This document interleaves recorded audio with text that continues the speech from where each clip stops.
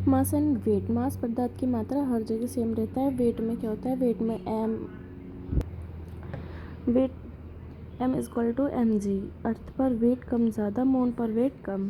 Thrust pressure, thrust force per area, pressure thrust area. Formula P equal to, example,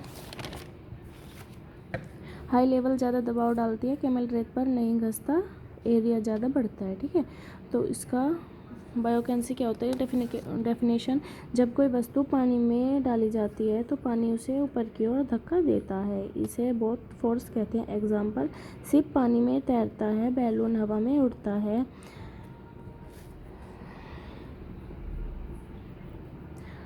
आर्कमिलर्स principal statement, जब कोई वस्तु field में डाली जाती है तो वह उतना ही वजन खोती है जितना फील्ड हटाती है। मतलब वह अपना उतना ही वजन खोती है जितना वो फील्ड हटाती है।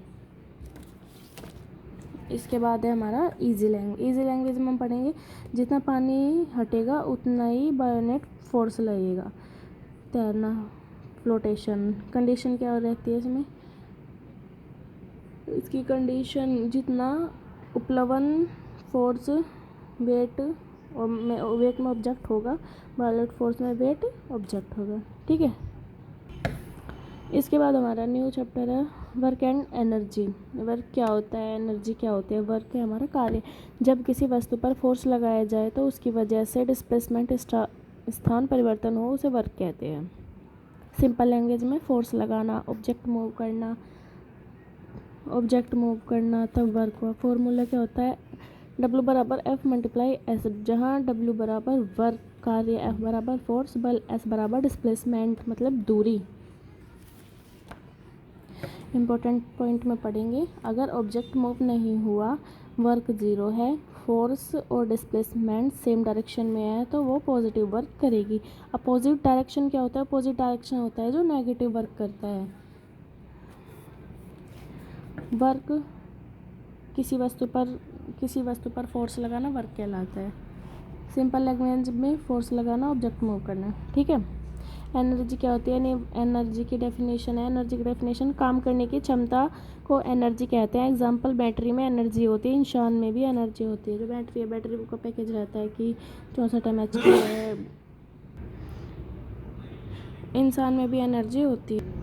इसके बाद आती है हमारी काइनेटिक एनर्जी, गतिज ऊर्जा। चलती हुई वस्तु में जो ऊर्जा होती है उसे काइनेटिक एनर्जी कहते हैं कि गतिज ऊर्जा। फॉर्मूला इसका क्या रहेगा, गतिज ऊर्जा is equal to 1/2 mv²। m is equal to mass, v is equal to velocity. Example, car दौड़ रही है, कार मूव कर रही है।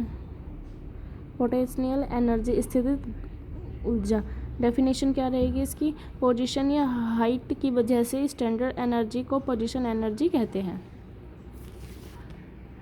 इसका फॉर्मूला पढ़ेंगे, P is equal to mgh, जहाँ m बराबर मास, g बराबर ग्रेविटी, h बराबर हाइट। एग्जाम्पल, ऊंचाई पर रखा पत्थर, खींची हुई spring.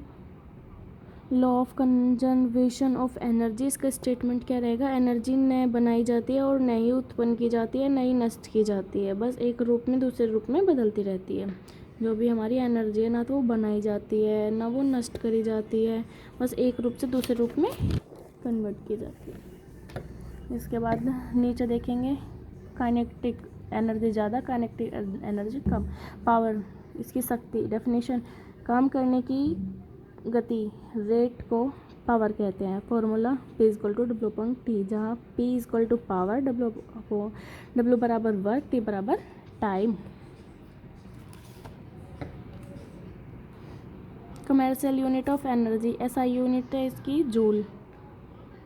Commercial unit kWh kilowatt hours, 1 kWh एक unit is equal to electricity bill.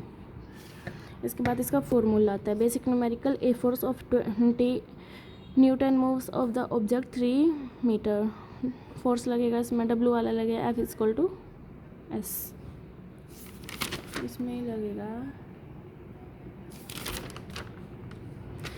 इसमें लगेगा हमारा कार्य। वर्क का फॉर्मूला, वर्क, फोर्स, बल, डिस्प्लेसमेंट, तीन चीज़ जो इसमें हमें कार्य, बल, दूरी,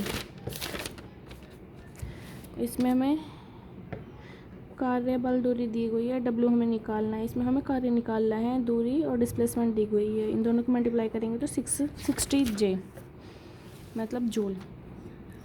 find kinetic energy of a 2 kg body moving with 3 metre square. Solution है kinetic energy upon 1/2 mv square, 1/2 हमें ये इसके फॉर्मूले में दिया हुआ है। m हमारा क्या है, m हमारा 2, ये रहा 2 kg हमारा m, और v हमें दिया हुआ है 3 मीटर सेकंड स्क्वायर। तो v का हमें क्या करना है,